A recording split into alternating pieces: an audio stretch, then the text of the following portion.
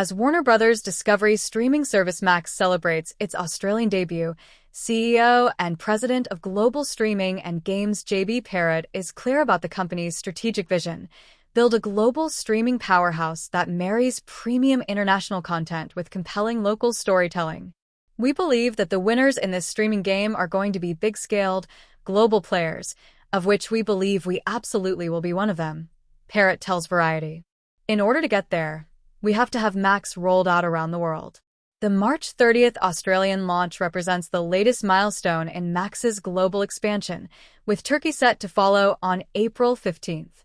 These launches continue the platform's international growth since its May 2023 U.S. debut, representing significant markets in Warner Bros. Discovery's global strategy. The company expects to attract millions of subscribers in Australia, leveraging a partnership with Foxtel that provides immediate access to a subscriber base already familiar with WBD's content.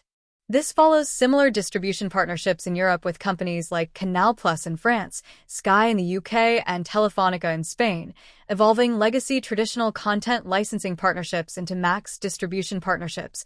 According to Perrette, at&t Turkey, Max will transform Blue TV, a platform Warner Bros. Discovery previously invested in, while preserving its local Turkish dramas and content.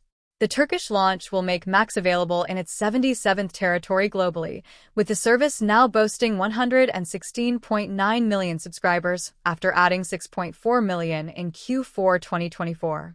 While Max initially launched in the US with the tagline "The One to Watch," suggesting a generalist, family-first approach, Perrette reveals the company has refined its positioning based on consumer feedback and data analysis. We pretty quickly realized that this "one to watch" tagline that we came out with was actually not what consumers were asking of us, because they have lots of volume of content available to them through a number of other services, he explains. Instead, customers wanted something differentiated and more premium. This doesn't mean exclusively HBO content, but programming that stands out by its quality, not just by volume. We don't believe more is better. We actually believe better is better, Perrette says, highlighting the company's new Australian tagline: "All killer, no filler." This approach positions Max as an add-on service, focused on delivering culture-defining, conversation-starting content rather than competing on sheer volume. We pride ourselves on each of the stories we tell, each of the characters we follow, something that is of higher quality. He says a key component of Perrette's global expansion strategy involves balancing international content with local programming. We firmly believe that the winners over the longer term in the streaming game are going to be people who have great international and global stories married up with great local stories and characters, he says, pointing to existing Australian productions like Aussie Goal Hunters as examples of great local storytelling that can travel globally. Perrette notes these shows demonstrate a content philosophy that transcends the streaming era.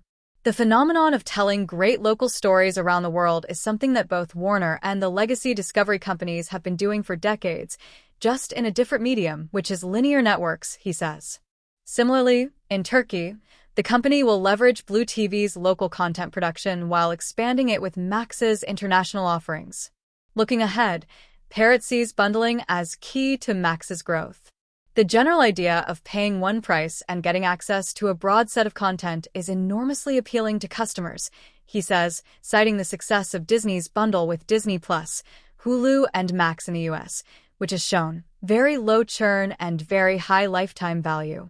While current bundling efforts focus on partnerships with other video services, Perrette acknowledges the possibility of expanding into other entertainment areas. Over time, could we explore bundling outside of traditional video and going into games or music or other things? He says. Sure, that's always a possibility. With Warner Bros. Discovery's games portfolio, the company is somewhat uniquely positioned to explore such initiatives because they have a lot of games assets, though Perrette emphasizes they remain very focused on continuing to make the video experience as rich as possible.